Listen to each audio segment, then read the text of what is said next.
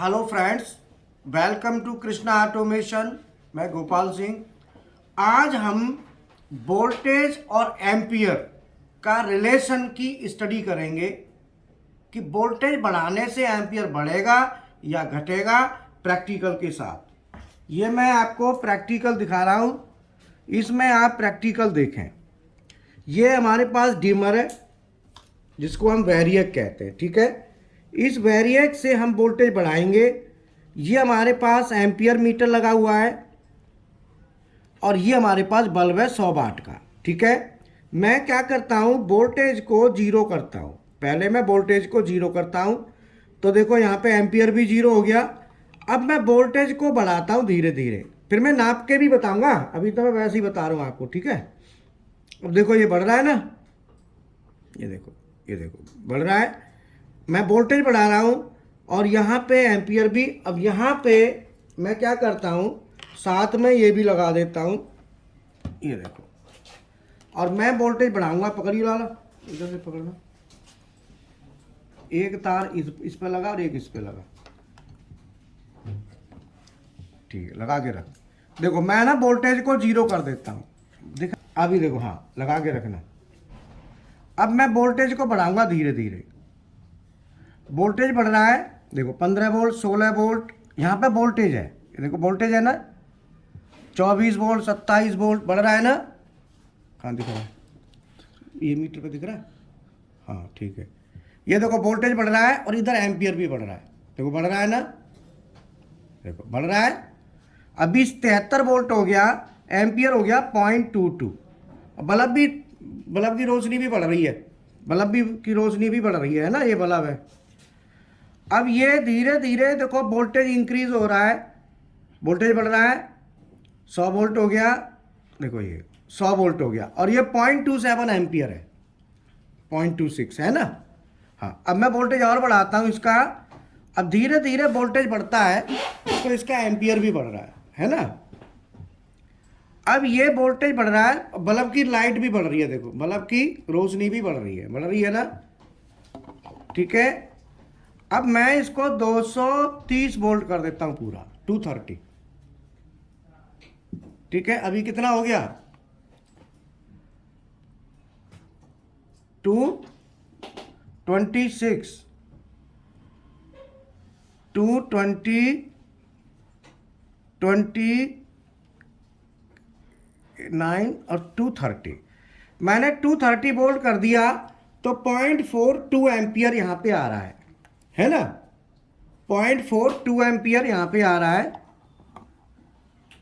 ठीक है।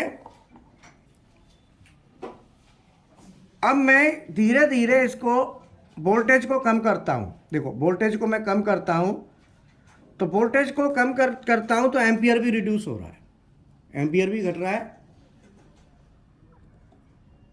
एम्पियर घट रहा है ना। अब देखो मैं वोल्टेज को कम करूंगा तो वोल्टेज को कम करते ही हमारा एम्पियर भी रिड्यूस हो रहा है। तो सीधा सीधा है कि हमारा, अगर हम वोल्टेज को रिड्यूस करते हैं तो एम्पियर भी रिड्यूस होता है, तो पावर भी रिड्यूस होगा। पावर पे क्या इफेक्ट होगा, वोल्टेज घटाने से करंट घटेगा तो साथ ही साथ पावर भी रिड्यूस होगी। तो मैं यहाँ पे कैलकुलेशन करता हूँ, देखो अब मैं इस कैलकुलेशन को बोर्ड पे एक बार कैलकुलेट करूँगा। तो पहले मैं यहाँ पे कैलकुलेट कर लेता हूँ। अगर मैं वोल्टेज जीरो दे रहा हूँ तो 0 वोल्ट है, 0 वोल्ट है, 0 वोल्ट पे 0 एम्पियर है। अब मैं वोल्टेज बढ़ा देता हूं, देखो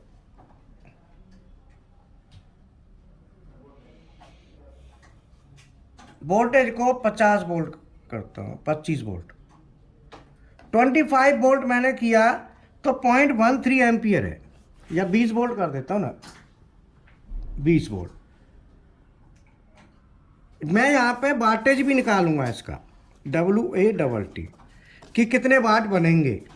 तो यहाँ पे 0.12 एम्पियर, 20 अगर 20 वोल्ट है, 20 वोल्ट पे 0.12 एम्पियर है, 20 वोल्ट पे, ठीक है। तो वाटेज कितना आया, 0.12, 0.12, ठीक है। तो अभी वाटेज कितना आ रहा है, 2.4 है ना, इसमें 2.4 वाट आ रहा है। मतलब इस कंडीशन में वाटेज बहुत कम है और बल्ब भी देखो जल नहीं रहा है, हल्का सा लाल दिख रहा है, हल्का सा। तो फ्रेंड्स मैं आपको बता दूं कि हमारे पीएलसी प्रोग्रामिंग के कोर्स है और मैं धीरे धीरे बढ़ाता जाता हूं, बताता भी जाता हूं।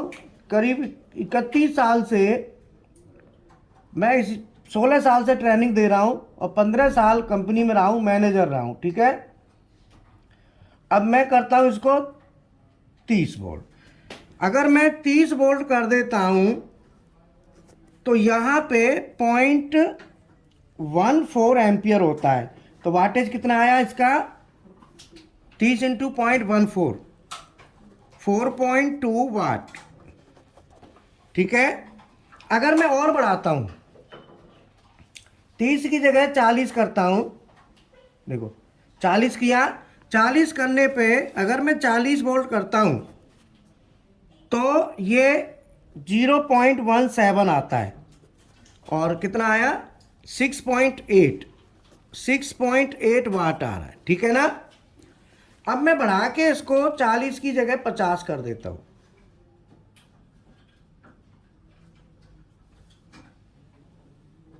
50 करने पर 50 वोल्ट अगर मैंने किया तो 0.18 एम्पियर आ रहा है। तो कितना वाटेज आता है, 9 है, 9 वाट। मतलब सीधा है कि अगर मैं 50 वोल्ट इस बल्ब को देता हूं तो केवल 9 वाट की बिजली कंज्यूम करेगा ये। और बिजली क्या करेगा, कुछ तो इसमें दिखाई नहीं दे रहा, काय की रोशनी करेगा ये, बताओ भाई, रोशनी क्या है, कुछ कोई फायदा नहीं। बिल्कुल। हाँ, तो बताते जाओ साथ ही साथ, सब लोग स्टूडेंट हो भाई, मदद करो, तो इनके सहारे से ही तो सब चलता है। अब मैं क्या करता हूँ, इसको 75 वोल्ट कर देता हूँ, है ना, 75 वोल्ट, 75 पे, हाँ 75 वोल्ट। अगर 75 वोल्ट देता हूँ तो मेरा 0.23 एम्पियर है, 0.23 एम्पियर है। तो मेरा जो 17 वाट है ना, 17.25 वाट, मतलब 17 वाट, 75 वोल्ट पे 17 वाट की कंजप्शन आएगी बस। अब इससे देखो काम चल जाए तो चलाओ, नहीं और बढ़ाता हूँ। अगर मान लो बिजली का बिल कम देना है तो आप इसको कम पे रखो,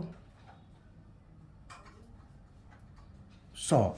अगर मैं 100 वोल्ट इसको देता हूं तो 0.26 एम्पियर है, तो 26 वाट है ना, 26 वाट, मतलब 100 वोल्ट देने पर 26 वाट आ रहा है। अगर मैं इसको, इस बल्ब के ऊपर जो लिखा है ना वो 230 वोल्ट लिखा है। तो जो बल्ब है मैं बता देता हूं जिसकी मैं स्टडी कर रहा हूं, वो एक बल्ब है 100 वाट का है और 230 वोल्ट इस पे लिखा है। अब मैं पहले सीधा सीधा 230 वोल्ट दे देता हूं तो देखता हूं 100 वाट बनता है कि नहीं बनता। पहले मैं सीधा कैलकुलेट करता हूं, है ना। तो वोल्टेज देखो 230 बढ़ रहा है,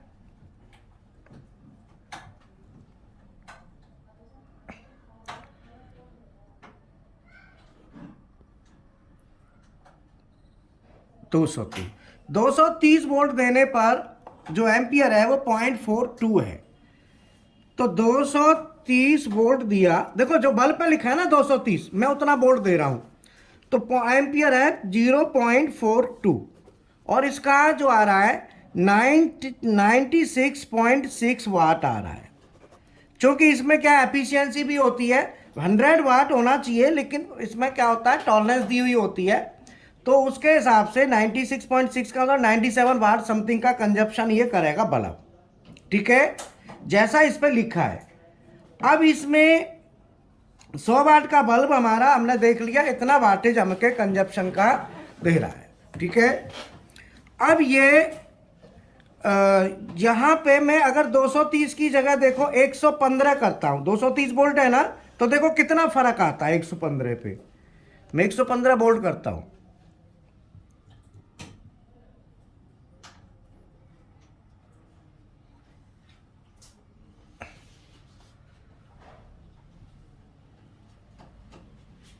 वोल्टेज मैंने आधा किया, 115 वोल्ट, एम्पियर कितना हुआ 0.29, तो पावर कितनी कंज्यूम करेगा ये? 33 वाट, 33.35 वाट। मतलब सीधा है, देखो वोल्टेज अगर मैं कम करता हूं, आधा करता हूं, तो करंट भी इसका रिड्यूस हो रहा है, तो सेम टाइम करंट रिड्यूस हो रहा है, लेकिन पावर आधी नहीं हो रही, पावर आधी से भी कम हो रही है, क्योंकि वोल्टेज कम करेंगे साथ ही साथ एम्पियर भी कम होगा। ये भी आपने समझना है कॉन्सेप्ट कि वोल्टेज करंट कम करने से एम्पियर भी रिड्यूस हो रहा है। तो पावर जो है, ऐसा नहीं है कि वोल्टेज आधा किया तो पावर आधी हो जाएगी, ध्यान रखना, पावर आधी से भी और कम जाएगी, क्योंकि एम्पियर भी रिड्यूस होगा। वो पावर क्या होती है? वोल्टेज P बराबर V इंटू आई।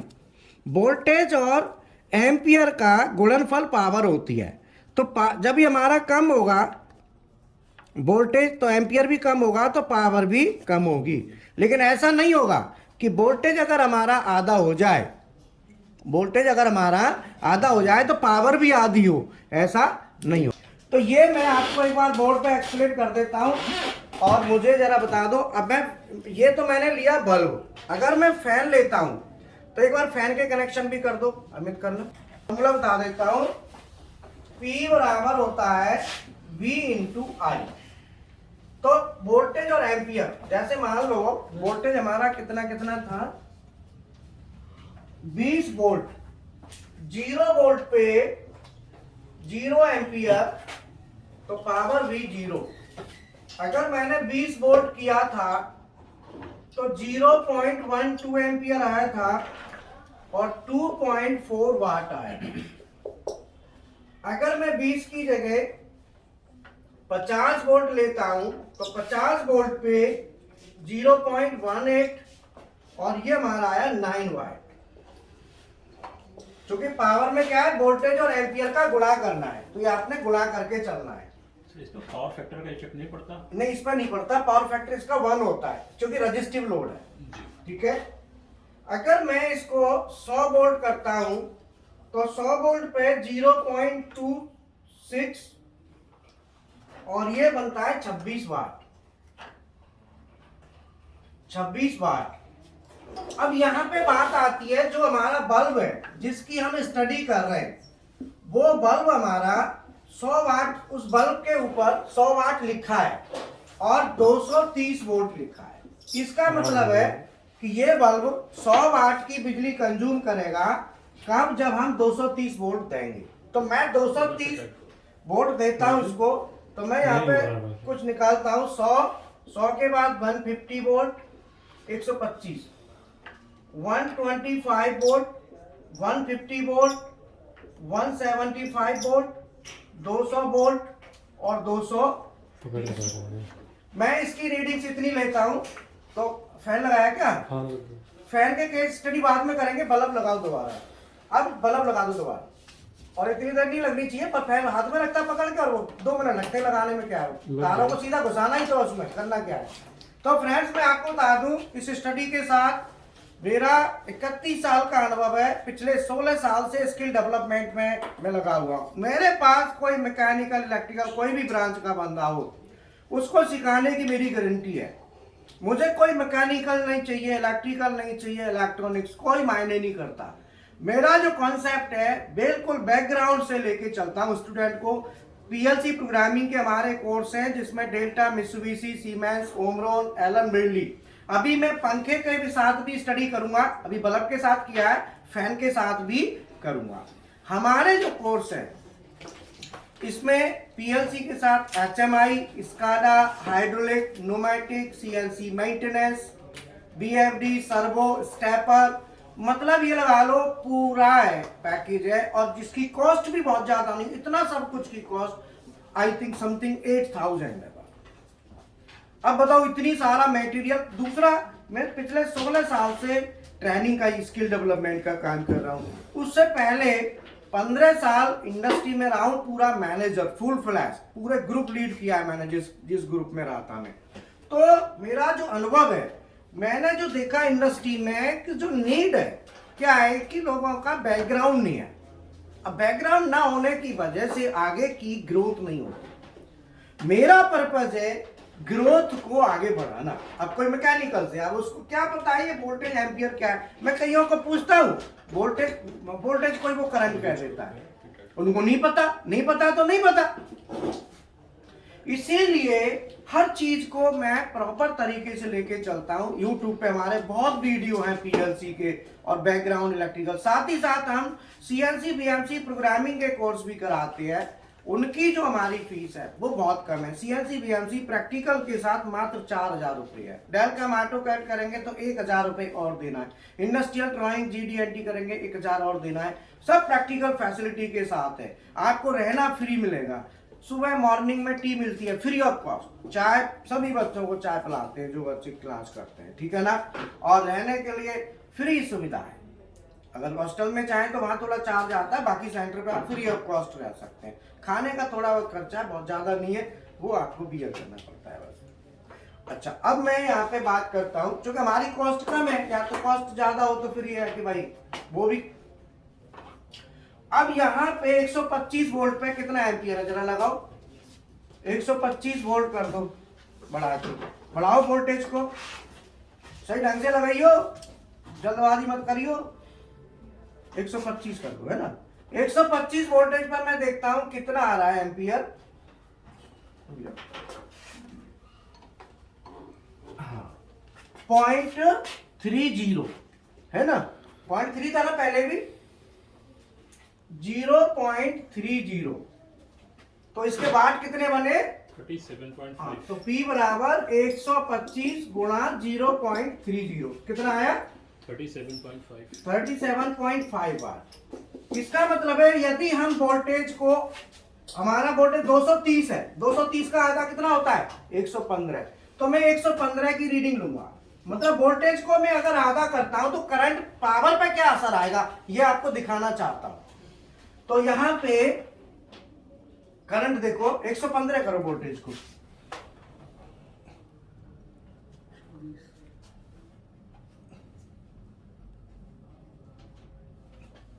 तेरह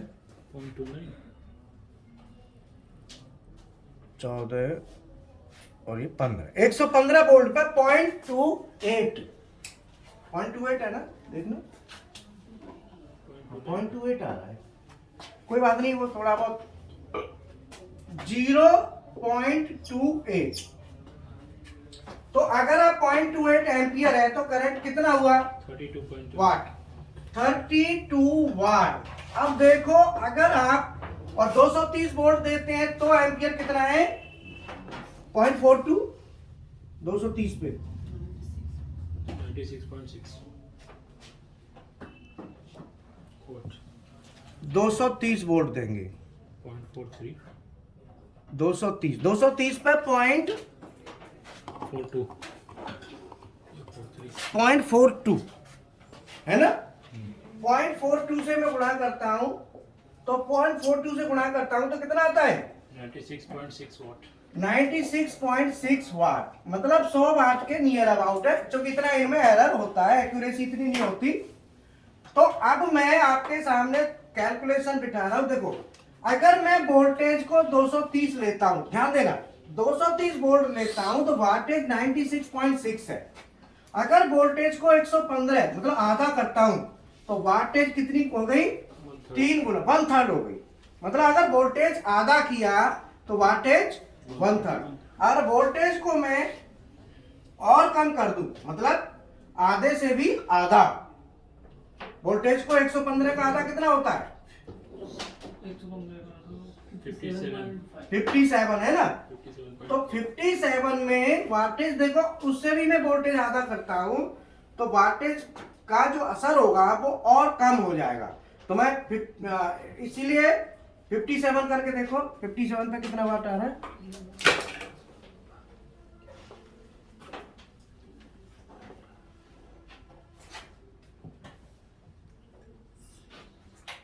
57 वोल्ट पे, 57 पे देखो 57 में वोल्ट करता हूं तो एम्पियर कितना है 0.19 है ना। तो वाटेज कितना है? 10.83. 10.83 वाट, मतलब 11 वाट के समथिंग आता है। अब देखो कि वोल्टेज अगर मैं 4 गुना करता हूं तो वाटेज का कितना बड़ा असर आ जाता है? 10 वाट आ गया। इसका मतलब है क्योंकि वोल्टेज रिड्यूस होता है, एम्पियर भी होता है, पावर जो होता है वो दोनों का गुणनफल होता है। तो आपने ये ध्यान रखना है कि वोल्टेज कम करने से पावर कम होता है, लेकिन जितना आधा, अगर वोल्टेज को आधा करेंगे तो पावर, ऐसा नहीं है कि पावर आधा होगा, ध्यान रखना। कई कई अब अच्छा यहाँ पे अब क्या है, कहते हैं P बराबर V इंटू आई। अब कहते हैं कि अगर V घटेगा तो I बढ़ेगा, अगर V घटेगा तो I बढ़ेगा। आपके सामने है I नहीं बढ़ेगा, लेकिन I बढ़ेगा कब? जब आप कोई भी इंडक्शन मोटर चलाते हैं और उसके ऊपर एक्सटर्नल लोड लगा हुआ है तब, तो I उल्टा हो जाता है तब, क्योंकि एक्सटर्नल लोड आप लगाते हैं। उसका वीडियो भी हम नेक्स्ट में बनाएंगे, अगला वीडियो। अभी मैं एक फैन को चला के देखता हूं, फैन के साथ स्टडी करते हैं। फैन लगा दो, फैन का कनेक्शन लगा दो, बल्ब को हटा दो फैन का। तो मैं, आपने देखा वोल्टेज घटाएंगे करंट घटेगा, पावर भी घटेगी। वोल्टेज बढ़ाएंगे करंट बढ़ेगा, पावर भी बढ़ेगी। लेकिन उस रेशियो में नहीं, वोल्टेज को दूना करो तो पावर दूनी नहीं, वो पावर वोल्टेज और करंट का गुणनफल है, ये ध्यान रखना है। अब मैंने फैन लगा दिया, देखो अब फैन का कनेक्शन, फैन लगा दिया। अब ये फैन है, मैंने पहले लिया था रजिस्टिव लोड बल्ब, अब मैं ले रहा हूं फैन को। अब ये मैंने फैन कनेक्ट कर दिया, कितने वाट का फैन है इधर दिखाओ, पहले बोल देता हूं। अब मैंने पहले क्या लिया था, बल्ब लिया था, पहले क्या लिया था, बल्ब। अब मैं लेता हूं फैन, अब मैं फैन लेता हूं, फैन कितने वाट का है, 55 वाट का है, ठीक है। वोल्टेज कितना लिखा है इस पे, 220 और 200, 220 और 240 है ना, 240, मतलब 2 वोल्टेज रेंज है। अब मैं देखो फैन के साथ स्टडी करता हूँ, देखो 220 होगा।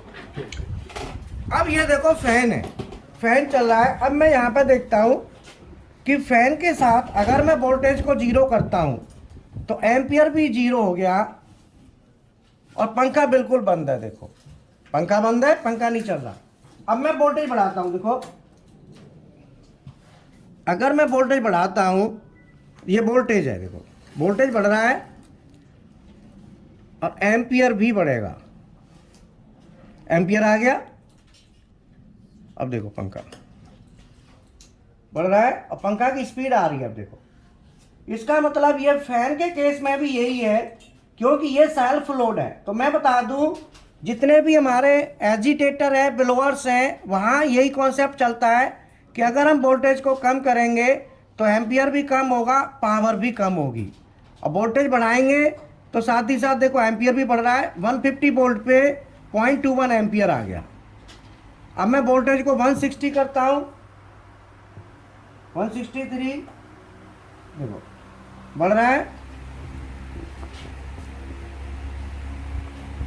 ठीक है ना, एम्पियर भी बढ़ रहा है। तो ऐसे करके अगर मैं वोल्टेज को घटाता हूं तो एम्पियर भी घटता है, ठीक है ना, और पंखा की स्पीड भी कम हो रही है। तो ये हमारा जो लोड है, ये लोड हमारा रजिस्टिव लोड है, इंडक्टिव। तो इंडक्टिव लोड में भी ये फॉर्मूला एप्लीकेबल है। तो ये 2 लोडों में एप्लीकेबल है। एक तो हमारा इंडक्टिव लोड, सेल्फ इंडक्टिव, ये कहां का एप्लीकेबल हुआ, नंबर 1 सेल्फ इंडक्टिव। दूसरा रजिस्टिव, रजिस्टिव लोड होता है, वहां भी एप्लीकेबल है, बट एप्लीकेबल नहीं है वहां एक्सटर्नल इंडक्टिव, एक्सटर्नल इंडक्टिव। बाहर एक्सटर्नल इंडक्टिव लोड अगर हम डाल रहे हैं मोटरों का, वहां पे ये एप्लीकेबल नहीं होगा, वो मैं अगले वीडियो में आपको क्लियर करूंगा। तो ये उन स्टूडेंट्स के लिए जो हमारे स्टूडेंट हैं, ऑलरेडी क्लासें करते हैं, वो भी वीडियो को देखेंगे। ऑनलाइन क्लासें चलती हैं, ऑफलाइन चलती हैं, और सभी स्टूडेंट्स के लिए, और जो क्लासें नहीं लेते वो भी यूट्यूब पे तो सभी देख सकते हैं, ठीक है। बाकी मैं थोड़ा सा लैब विजिट करा देता हूँ।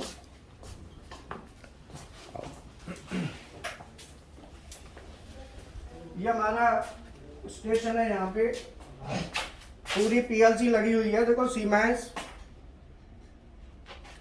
मित्सुबिशी, ओमरो, ये भी हमारा सीमेंस है, सीमेंस का स्टेशन है। देखो सीमेंस की पीएलसी लगी हुई है, ठीक है। और ये हमारा दिखा दो, डेल्टा की पीएलसी है, नजदीक से दिखाओ, बिल्कुल पूरा दिखना चाहिए। और ये एलन बेल्ली दिखाओ, एलन बेल्ली पीएलसी है प्रैक्टिकल के लिए, ये भी दिखा दो। ओमरॉन, ये ओमरॉन है, ठीक है।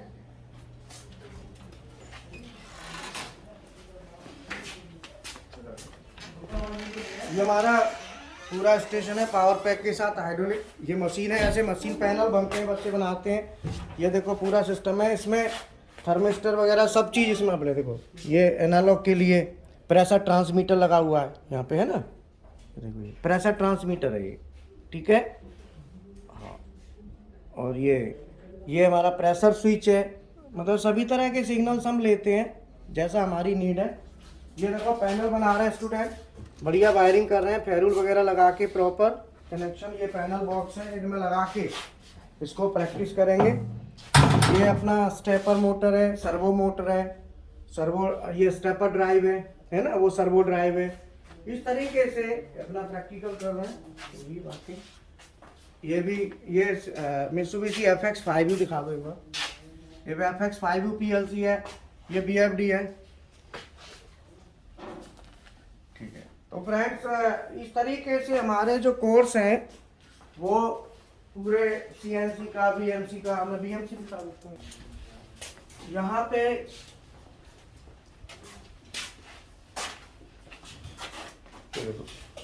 ये BMC मशीन है पूरा।